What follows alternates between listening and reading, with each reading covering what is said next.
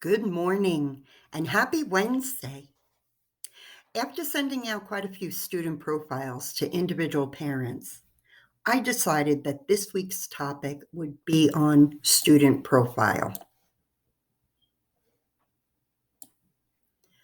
When I think about the first day of a new school year, the word that comes to my mind is hectic. Getting back into the routine, making sure we have everything, ready to go, and dealing with the mass amount of people that maybe don't know or don't care about the school rules of dropping off and picking up. So it's a hectic time for us. But it is a time where not only us, but our children and the teachers also are becoming familiarized in this new class setting with new faces, new people, new attitudes, new personalities. I have a quick story. In the beginning, every year, and at first I didn't even recognize it, but after a couple of years, it became very familiar to me that by the end of the second week of the beginning of school, I would get a phone call from the school about my child. And then it became like a running joke that I was on speed dial from the school. But I realized that the first week I would never get a call because my theory is that the first week, they gave it a chance for the child to get familiarized with them. But after 2 weeks, they would realize that it was more than that. And even with an IEP, I would get this call. So I thought to myself, why? If he has an IEP, why am I still getting this call? On that first day of school, not all teachers may have had the chance to read your child's IEP. Um, Again, this is because teachers have a lot on their plate and they usually have more than one student with an IEP in their class. And even if they do have the chance to read it before and go through, it's hard to associate a child they haven't met yet to each and every section of their IEP. And this is why what I would do is I would meet with the teacher at the very beginning of the school year, even if it was just for a few minutes before or after class, school or at lunchtime, wherever the teacher had a minute or two and I could just say hello, introduce myself and my child.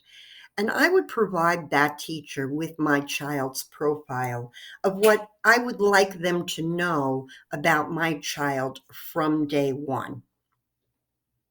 Now, you may not want to do this. Everybody's preference is different. But if your child has an IEP and you want to get a good start and you know that the teacher having this information on your child will help them within the classroom setting, then I would highly recommend it.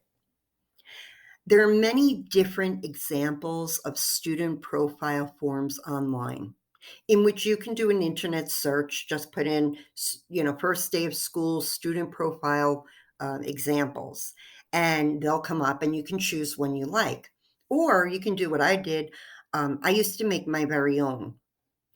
So if you are creating your own or you're using another, I always recommend to make it as simple and as specific as possible. This is just to help your child's teacher in the first few weeks to become familiarized with your child and vice versa. So, very simple, easy to read, literal with a picture. So, these are the three things that specifically are very good to include. I would include my child's likes and dislikes. So, an example from my child is my child loved fans. He loved fans, electricity fans. He does not like loud noises, such as fire alarms or screaming. And these dislikes may cause a meltdown.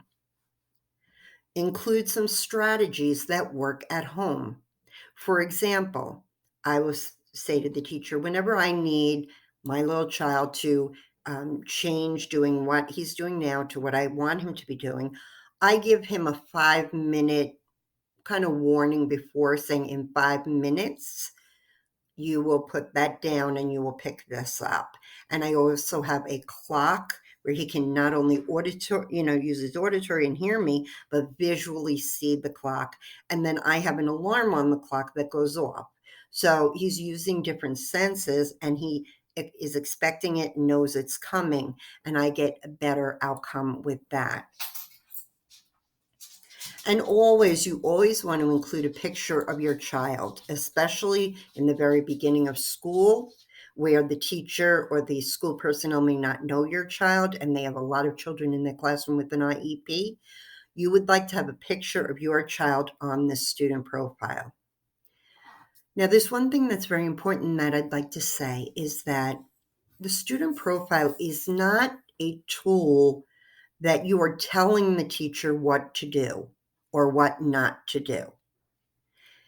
The student profile is merely suggestions on what works at home, what you know about your child, so that they have an idea and they may want to or may not want to follow in a classroom setting. But following this may make everyone's life easier. And just like a team player, you're just presenting it to the teacher, allowing them to have it in their hands, but you're not forcing it. You're not telling them this is what's going to take place, because the IEP is where the goals and the strategies are in. So the goals and the strategies will be in the IEP, in which you were part of the team to create. And that is where the teacher will be getting the strategies of how and what needs to be done to reach those goals that were set, those measurable goals in the IEP. The student profile is basically to allow the teacher to get to know and familiarize themselves with your child. And you've put in the teacher's hands a few strategies that do work at home. You're not 100% positive they'll work in the school setting, but you're allowing the teacher to know, and you're creating that bond of a team for your child to succeed in school. So it's always a good thing to have. I will be including below a link for a student profile provided by a local, in this area, nonprofit organization. And their example includes some great information for your child's teacher. I also recommend providing it to anyone in the school that will be working with your child.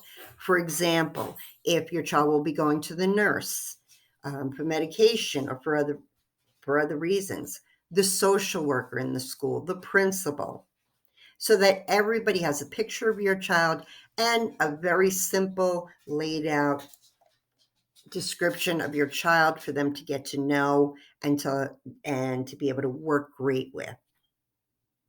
So right now, I want you to take 3 actions. 1, I want you to click like below so that more parents that are in our shoes can get this helpful information. 2, click the student profile link below to print it out or just to get some great ideas on how to create your own student profile for your child.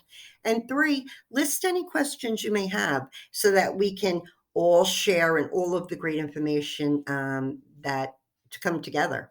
And we will get back to you hopefully with some answers, or we can lead you to where you possibly can get them. Okay?